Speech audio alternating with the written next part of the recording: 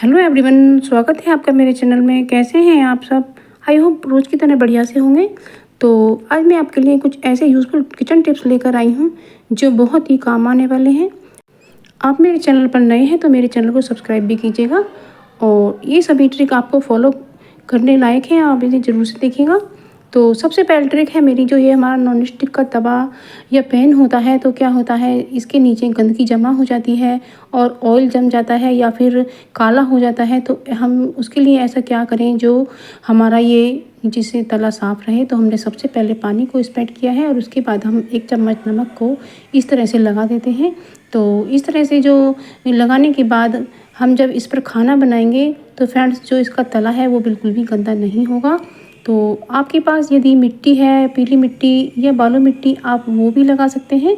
ये बहुत useful trick है। आप देख सकते हैं हमने खाना बना लिया है और अब हम इस नमक को छुड़ा देते हैं और हमारा जो पैन का तला है वो बिल्कुल साफ़ है, वो गंदा नहीं हुआ है। तो इस तरह से हमें साफ़ करने में भी बहुत आसानी होती है। देख सकते हैं फ्रेंड्स कितना साफ़ सुथरा हमारा इसका तला है। तो ये जो ट्रिक है आपको ज़रूर से पसंद आई होगी, तो आप इसे ज़रूर से करके देखना। तो इसका जो सफाई का झंझट है सब खत्म हो जाएगा। तो इससे हमारी समय की भी बचत होगी और पैसों की भी बचत होगी। तो अब दूसरी ट्रिक आती है हमारी मिक्सी को लेकर।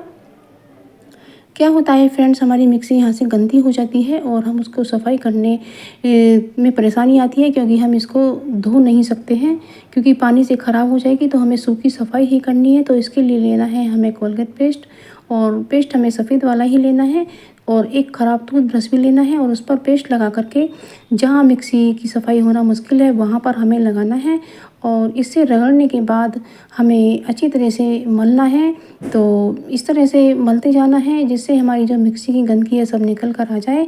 और हमें एक साफ कॉटन का सॉफ्ट सा तौलिया लेना है। तो ये जो किचन टॉवल होता है ये बहुत ही साफ़ सुथरा हमें लेना है और बस इससे हम इस तरह से रगड़ कर पोंछ लेते हैं और पोंछ करके इस तरह से इसकी जो सारी गंदगी है वो छुटकर आ जाएगी और इससे हमारी मिक्सी की सूखी सफाई हो पाएगी और इसमें पानी से धोने की कोई ज़रूरत हमें नहीं लगेगी और हमारी मिक्सी ख़राब नहीं होगी। तो इस तरीके से हम सूखी सफाई करें तो इससे हमारी मिक्सी जो है वो साफ़ सुथरी रहेगी। तो आप मेरी वीडियो दुनिया के किस कोने से देख रहे हैं तो फ्रेंड्स, ये मुझे कमेंट सेक्शन में ज़रूर से लिख करके भेजिएगा। ये बहुत यूज़फुल ट्रिक है, आपको ज़रूर से पसंद आएगी। तो हम ऐसा क्या करें जो हमारी मिक्सी दोबारा से इतनी गंदी ना हो। तो इस पर हम एक पॉलीथीन को ढक कर रख सकते हैं। तो इससे हमारी जो मिक्सी है वो गंदी बिल्कुल भी नहीं होगी। तो इस तरह से आप कर सकते हैं। और जो इसकी वायर होती है वो इधर उधर पड़ी रहती है, वो भी गंदी होती रहती है, तो उसे भी इस तरह से हम रख सकते हैं। यदि आपके घर पर कोई ख़राब क्लचर पड़ा हो जिसका आप यूज़ नहीं करते हैं, जिसके दांते टूट जाते हैं, तो इस तरीके से पुराने या फिर बड़े क्लचर का इस्तेमाल कर सकते हैं और इस तरह से अपनी वायर को भी इकट्ठा करके रख सकते हैं। तो देख सकते हैं फ्रेंड्स वीडियो में, इस तरह से आप अपनी मिक्सी को रख सकते हैं। तो हमें एक पॉलीथीन लेनी है साफ़ सुथरी और बड़ी सी, जिससे इसमें वायर और मिक्सी दोनों ही इसके साथ पैक हो जाएं। तो इस तरह से हम अपनी मिक्सी को साफ़ सुथरा रख पाएंगे और हमारी मिक्सी ज़्यादा से ज़्यादा चलेगी। तो ये बहुत यूज़फुल सी ट्रिक है, आपको ज़रूर से पसंद आई होगी।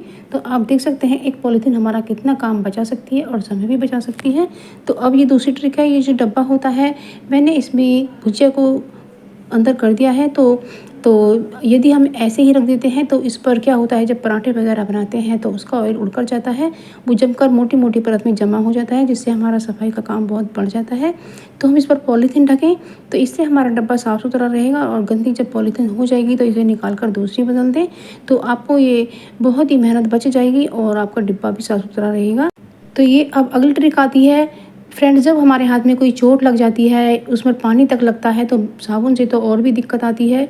तो उस समय हम इस तरह से अपने हाथ पर पिन्नी लगा करके बर्तन को साफ़ कर सकते हैं और इससे हमारा जो जो चोट का निशान है वो बिल्कुल भी दर्द नहीं करेगा और ना ही उसमें कोई परेशानी होगी और ना ही उसका पकने का डर रहेगा। तो इस तरीके से आप अपने बर्तनों को साफ़ कर सकते हैं और आप देख सकते हैं मैंने कितनी सफाई से बर्तनों को साफ़ किया है। और इसी तरीके से अब हमारा जो हाथ है उसके अंदर पानी बिल्कुल भी नहीं गया है और आप देख सकते हैं कि हाथ मेरा बिल्कुल सूखा निकला है और इसमें जख्म में कोई परेशानी नहीं हुई है।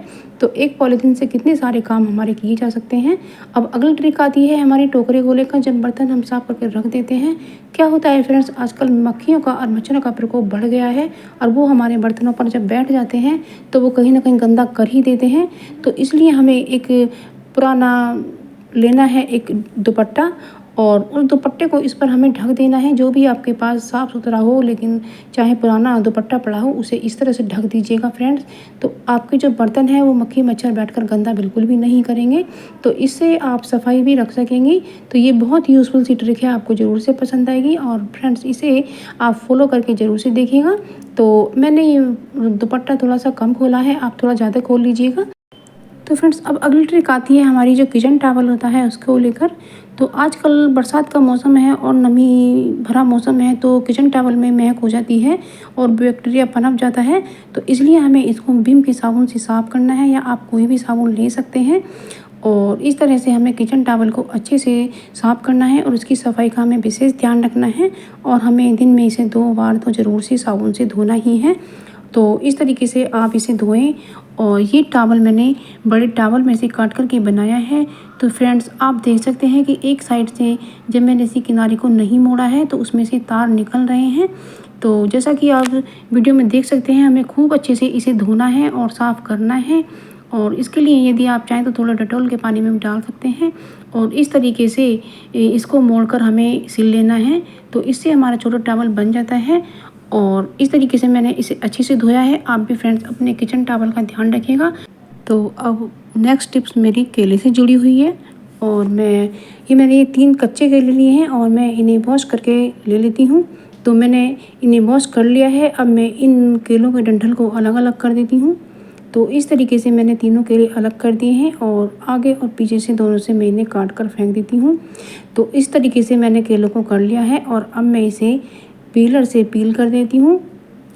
तो अब बस फ्रेंड्स इन्हें हमें हल्का हल्का ही छीलना है, ज़्यादा मोटा नहीं छीलना है।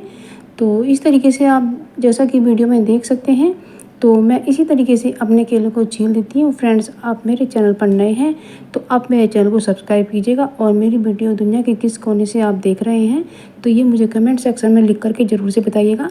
मुझे पढ़ कर के बड़ी खुशी होगी और मुझे पता भी चल सकेगा मेरी वीडियो दुनिया के किस किस कोने में देखी जा रही है। तो अब हमने केलों को छील लिया है और हमें इन्हें पानी भरे कटोरे में ही चॉप करना है। तो आप देख सकते हैं मैंने किस तरह से पानी लिया है। तो इस तरह से जो इसके टुकड़े होते हैं केले के वो काले नहीं पड़ते हैं। तो इसी तरीके से हमें चॉप करना है और हम सभी केलों को इसी तरह से काट लेते हैं। और फ्रेंड्स इसको आगे हम क्या बनाएंगे, आप मेरा वीडियो पूरा वॉच कीजिएगा तभी समझ में आएगा। तो बस हमने ये केले चॉप कर लिए हैं और मेरे सभी केले चॉप कर होकर के तैयार हैं।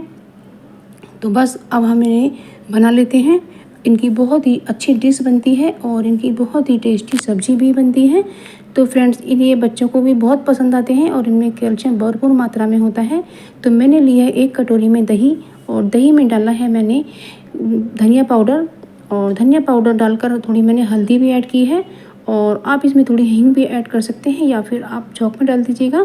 बस इसको हम अच्छी तरह से भिगा कर रख देते हैं। तो इसी तरह से हमें फेंटना है। आप इसे 10-15 मिनट को भिगो कर रख सकते हैं। तो बस इस तरह से मैंने इसको भिगो दिया है और अब मैंने गैस पर कढ़ाई को रख लिया है और उसमें मैंने सरसों का ऑयल डालकर उसे अच्छे से पकाया है और उसमें मैंने आधा चम्मच जीरा ऐड किया है। तो जीरा मेरा चटकने लगा है। अब मैं इसमें हींग डाल देती हूँ। हींग हमारी अच्छी क्वालिटी की है इसलिए मैंने थोड़ा सा ही ऐड किया है। तो मैं अब इसमें लाल मिर्ची पाउडर ऐड कर देती हूँ और इसमें थोड़ी कटी हुई 1 हरी मिर्ची भी ऐड कर देती हूँ। और आप यदि चाहें तो आप इसमें अदरक लहसुन भी डाल सकते हैं या फिर प्याज भी ऐड कर सकते हैं। तो अब मैंने जो दही में मसाला ऐड किया था वो मैंने इसमें डाल करके इसे अच्छे से फ्राई किया है और इसमें मैं ये कटे हुए केले डाल देती हूँ। तो बस इसे अच्छे से फ्राई करूँगी और इसमें डालूँगी मैं स्वाद के अनुसार नमक। तो इसमें हमें ब्लैक सॉल्ट बिल्कुल भी नहीं डालना है, हमें केवल सादा नमक ही डालना है और स्वाद के अनुसार डालना है। तो देख सकते हैं फ्रेंड्स कितने अच्छे केले बन करके तैयार होंगे, आप देखते रहिएगा। और यदि आपके पास बेसन हो तो 1 चम्मच भूनते समय बेसन भी डाल दीजिएगा, तो उससे ग्रेवी और गाढ़ी हो जाती है। और मैंने गैस का फ्लेम मीडियम ही रखा है और बीच बीच में चलाते रहना है। तो बस केले बन करके तैयार हैं। आप देख सकते हैं कितनी अच्छी इनकी सब्ज़ी बनी है। तो बहुत ही अच्छे केले बने हैं और इस पर गरम मसाला और खटाई हमें ऐड करनी है। तो ये कितने अच्छे केले बने हैं, ये बच्चों को बहुत पसंद आते हैं। आप फ्रेंड ज़रूर से बनाइएगा, क्योंकि ये बहुत ही पौष्टिक होते हैं। इनमें कैल्शियम भरपूर मात्रा में होता है, आँखों के लिए बहुत ही अच्छा होता है और इनकी सब्ज़ी बहुत ही अच्छी होती है। इन्हें व्रत में भी खाया जा सकता है। तो फ्रेंड्स, जब हमें कुछ टिप्स ऐसी मिल जाती हैं जो हमारे काम को आसान बनाएं और पैसों की बचत करें और हमारे समय की भी बचत करें, तो कितना अच्छा होता है और काम भी अच्छे से हो जाता है। और हमें ये भी पता चल जाता है कि क्या हमें सबसे ज़्यादा यूज़ करना चाहिए कौन और उसमें क्या पुष्टि गुण होता है। तो आप मेरा वीडियो देखते रहिएगा। मिलते हैं एक नई वीडियो में, तब तक के लिए थैंक यू फॉर वॉचिंग। जय श्री कृष्णा दोस्तों।